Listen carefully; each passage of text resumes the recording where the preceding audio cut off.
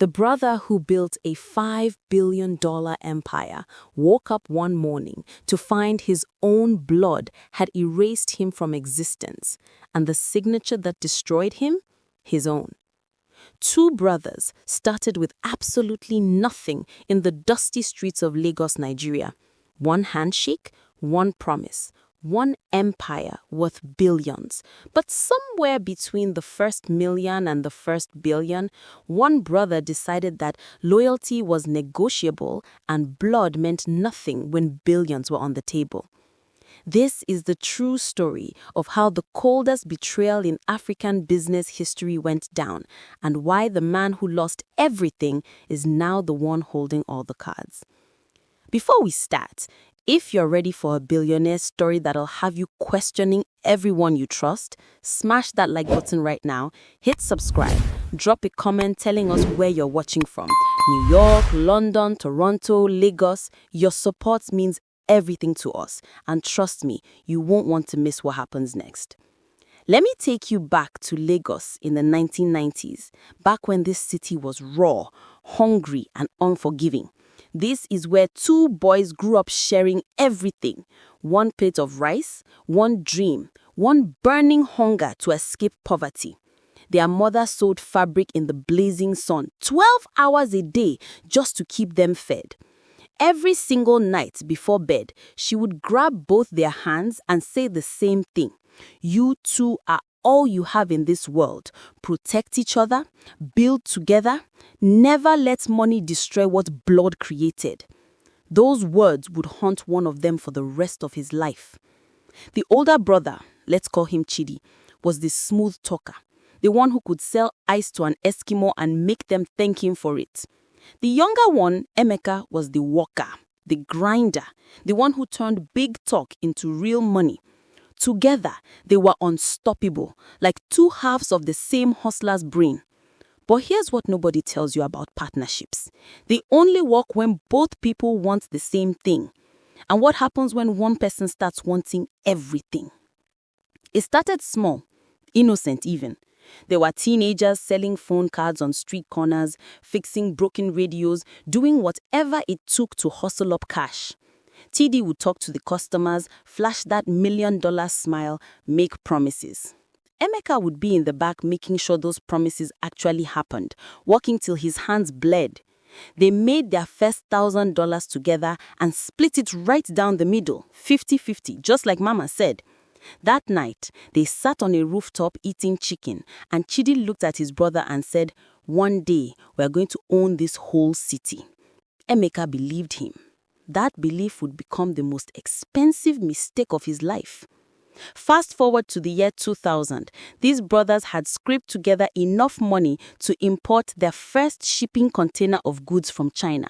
Just one container, filled with electronics, clothing, accessories.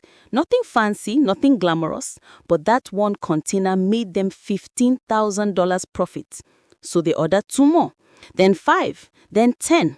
Before anyone could blink, the Okafor brothers were moving hundreds of containers across West Africa, and the money started flowing like a river that never stopped. But here's the thing about rivers. They can change direction when you least expect it. By 2005, they weren't just importers anymore. They had moved into real estate, buying up properties across Lagos when prices were low. They started a telecommunications company right when mobile phones were exploding across Africa.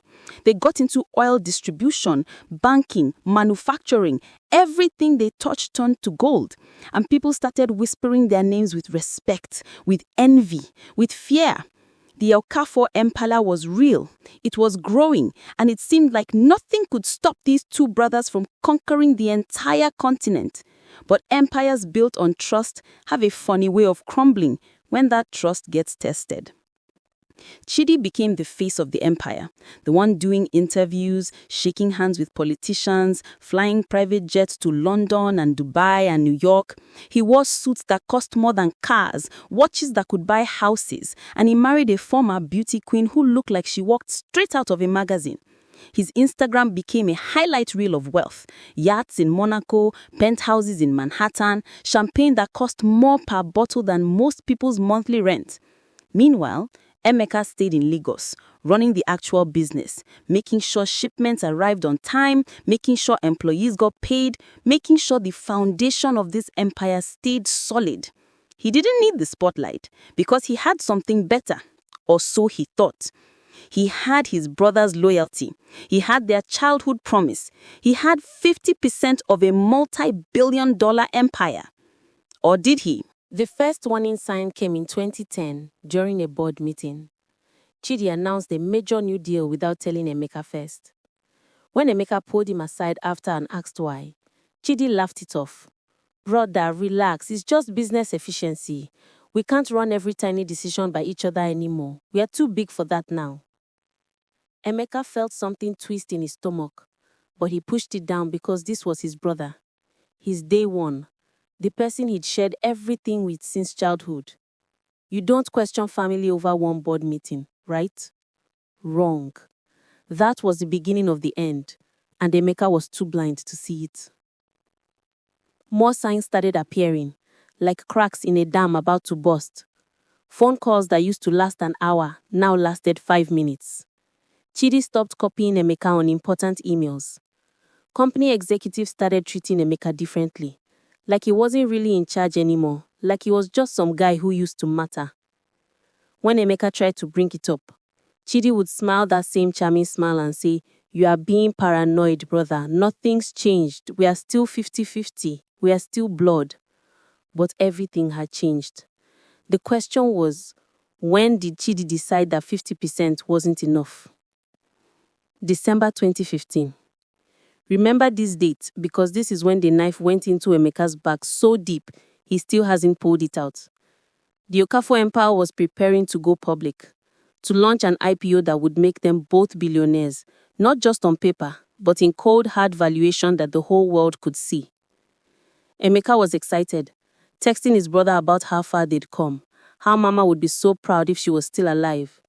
Chidi texted back, "Come to the office tomorrow. We need to finalize some paperwork before the IPO. Nothing major, just legal stuff." Those 2 words, "nothing major," should have made Emeka suspicious. They should have made him call a lawyer. They should have saved his life. But they didn't. Emeka walked into Chidi's corner office on the 40th floor, the one with floor-to-ceiling windows overlooking all of Lagos, like they were kings surveying their kingdom. Chidi was sitting behind his massive mahogany desk, wearing a smile that didn't quite reach his eyes. "Brother, sit down. Let's talk about the future." He slid a stack of documents across the desk, maybe 50 pages thick. Dense legal language that would make anyone's eyes glaze over. "This is just restructuring paperwork for the IPO. The lawyers need your signature to finalize everything. Standard procedure, nothing to worry about." And here's the thing about trust. It makes you stupid. It makes you see what you want to see, instead of what is actually there. Emeka picked up the pen. The same pen they'd used to sign their first business deal together 15 years ago. He flipped to the signature pages and signed his name. 1 signature. 2 signatures. 5 signatures. He didn't read a single word because this was his brother. And brothers don't screw each other over. Brothers keep promises. Brothers split everything 50-50, just like Mama said. When he finished signing, Chidi stood up, walked around the desk, and hugged him. "We did it, brother. We're about to be billionaires." That hug was a lie. That hug was a goodbye. That hug was the last moment before Emeka's entire world burned to the ground. 3 months went by. The IPO was scheduled for March 2016. Emeka was at home one morning, drinking coffee, scrolling through his phone, checking the market. Then his phone started blowing up. 30 missed calls, 50, 70, text messages flooding in so fast he couldn't read them. His hands started shaking before he even knew why. He opened his news app and saw the headline that would haunt him for the rest of his life. Chidi Okafor, sole owner of Okafor Empire, celebrates historic $8.3 billion IPO. Sole owner, not co-owner, not 50-50, sole. That one word destroyed everything. Emeka's vision went blurry. His chest tightened like someone was squeezing his heart with both hands. He called Chidi's number, straight to voicemail. He called the office. The receptionist, the same woman who'd worked for them for 10 years, said, "I'm sorry, sir. Mr. Chidi is unavailable and has requested no calls be forwarded." He jumped in his car and drove to the office building, his hand shaking so hard he almost crashed twice. When he got there, his key card didn't work. The security guard, someone who'd known him for years, looked at him with pity and said, "Sir, I have orders not to let you in the building." That's when Emeka knew he'd been erased. He sat in his car in that parking lot for 4 hours, trying to understand what just happened. Finally, his lawyer called him back. The words that came through the phone sounded like they were in a different language. "Emeka, I'm looking at the documents you signed in December. According to the paperwork, you voluntarily transferred all ownership shares, all voting rights, all claims to the Okofo Empire to your brother Chidi in exchange for a one-time payment of $2 million and a severance package. Your signature is on every page. This is legally binding. I'm so sorry, but you don't have a case."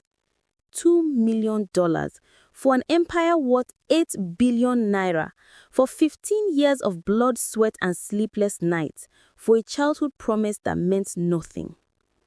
But the nightmare was just getting started, because Chidi didn't just take the company, he took everything that came with it. Within 2 weeks, Emeka got an eviction notice for his house. Turns out, the mansion he'd been living in for 5 years was technically owned by the company, and now the company didn't want him there. His cars, the Range Rover and the Mercedes and the Porsche he bought to celebrate their first 10 million, all registered to the company, repossessed. His bank accounts, frozen during the legal dispute.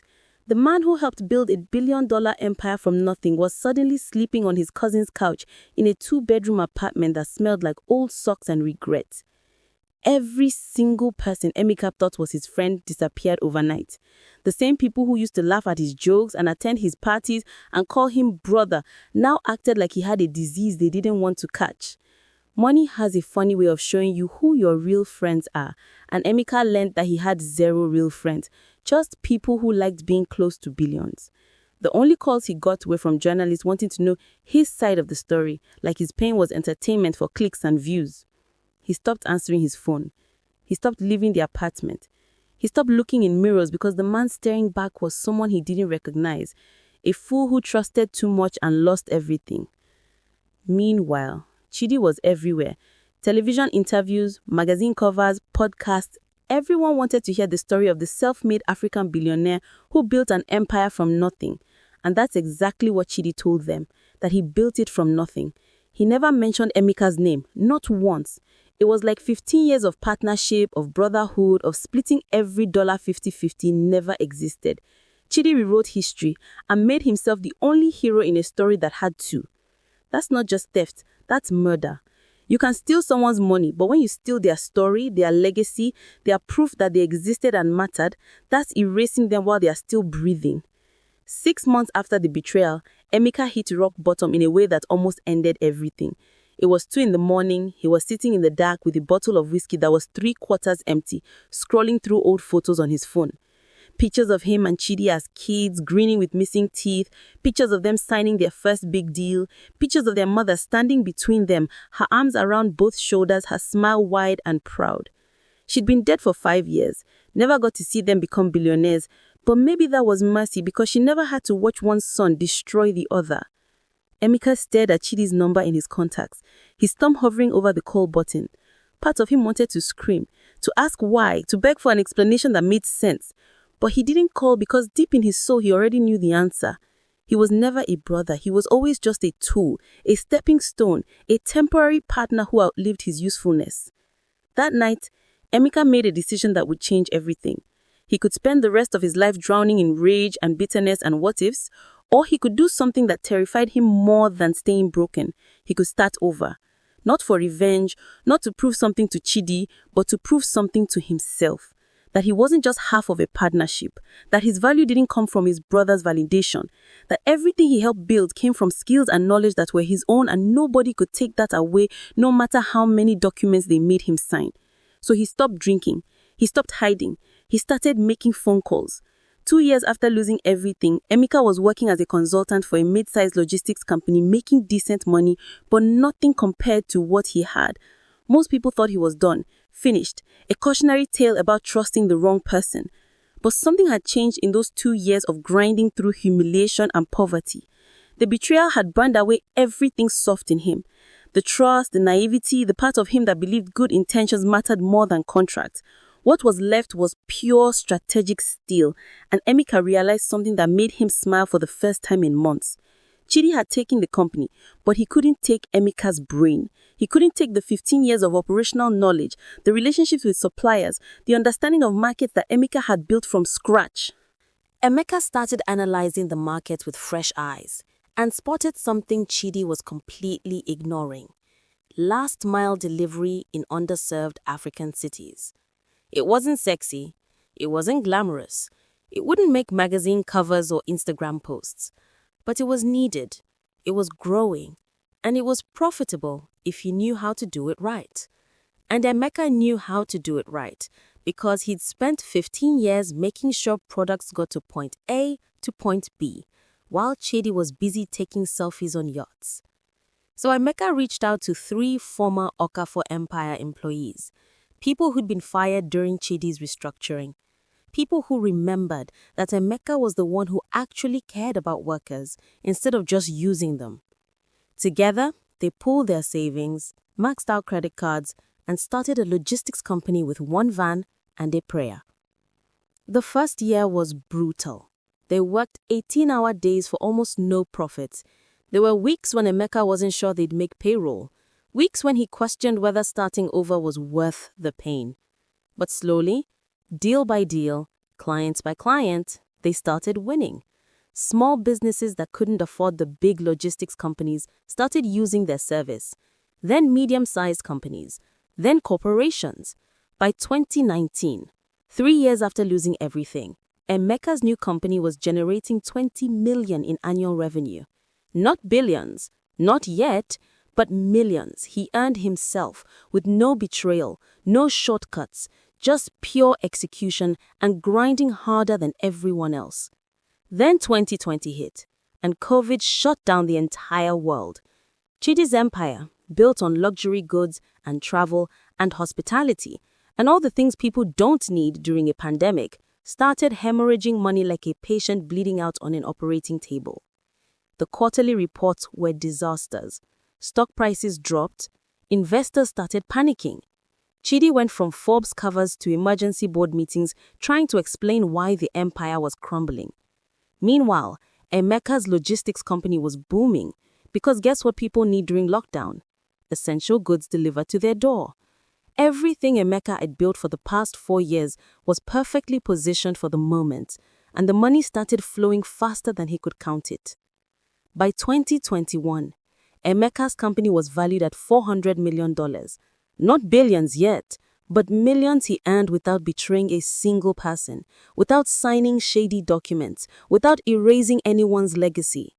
And here's where the story gets interesting. Major international investors started reaching out to Emeka. These weren't just people looking for returns. These were people who'd heard the whole story, who knew he'd been betrayed by his own brother, who respected the comeback more than they respected inherited success. They wanted to back the underdog, the man who lost everything and built it back up from nothing. Money started flowing into Emeka's company, and with that money came expansion, new markets, new opportunities that Chidi's empire used to dominate. By 2023, 7 years after the betrayal, the tables had completely flipped. Chidi's empire was struggling, over-leveraged, poorly managed, sinking under debt and bad decisions. Turns out when you remove the operational genius who actually knew how to run things and keep only the showman who knew how to take credit, everything falls apart eventually. The empire that was worth 8 billion at the IPO was now worth maybe 3 billion and dropping fast. Chidi was quietly looking for buyout partners, for someone to save him from the mess he'd created. And that's when Emeka got the call that would make headlines across the entire continent. A consortium of international investors wanted to acquire what was left of Chidi's empire. They had the money, they had the strategy, and they needed an operational expert who understood the African market to lead the acquisition. The lead investor for this deal? Emeka Okafor. The brother who'd been erased was about to buy the empire that erased him. The irony was so perfect, it felt like something out of a movie. Except this was real life, and the cameras were about to capture something nobody expected. The meeting was set for a Tuesday morning in a conference room that overlooked the same Lagos skyline where this whole story started. First time the brothers would be in the same room in 7 years. Chidi walked in looking like he'd aged 20 years in 7 years. The swagger was gone. The confidence was cracked. The smile that used to charm millions looked tired and forced. He sat down at the conference table and stared at his hands. Couldn't even make eye contact. Emeka walked in looking calm, focused, powerful in a way that didn't need expensive suits or flashy watches. He'd earned this moment through pain and grinding and refusing to stay broken. The investors laid out the offer, $1.2 billion for 80% of Chidi's company. Enough money to keep him comfortable for life, but not enough to stay in control, not enough to keep pretending he built this alone. Chidi would become a minority stakeholder in the empire he'd stolen, and the new majority owner would be the brother he betrayed. The papers sat on the cable between them like a grenade with the pin pulled out.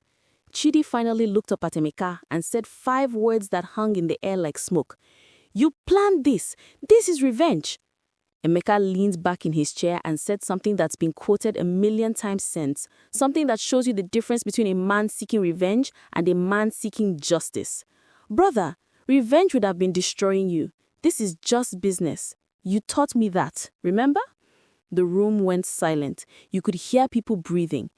Chidi stared at his brother trying to find the person he grew up with, but that person was gone, replaced by someone harder, someone who learned that trust is expensive and betrayal is cheap.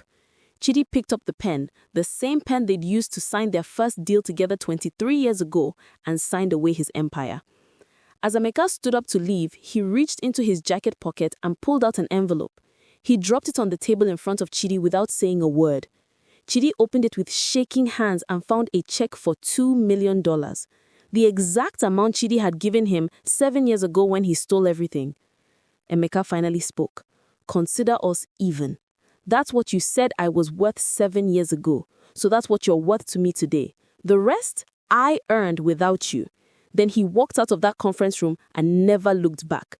The brother who lost everything had taken it all back, not through betrayal, but by being better, by working harder, by refusing to let one man's cruelty define his entire life.